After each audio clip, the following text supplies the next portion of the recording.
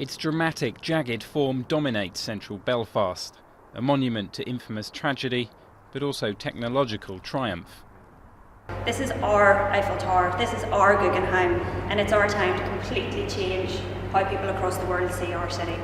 Titanic Belfast tells the story of the world's most famous shipwreck, from its romantic beginnings to its catastrophic end.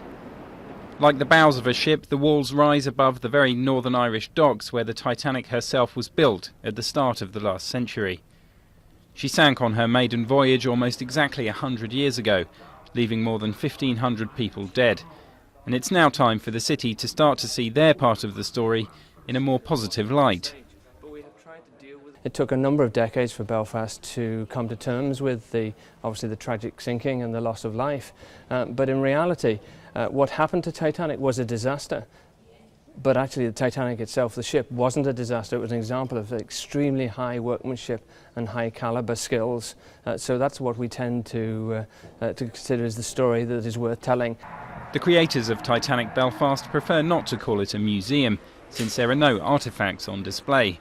Rather, visitors get to experience exact replicas of parts of the ship and relive the story thanks to 3D special effects and even smells. And couples hoping to conjure up some of Kate Winslet and Leonardo DiCaprio's doomed romance portrayed in the hit Hollywood film can even tie the knot beside the famous Grand Staircase.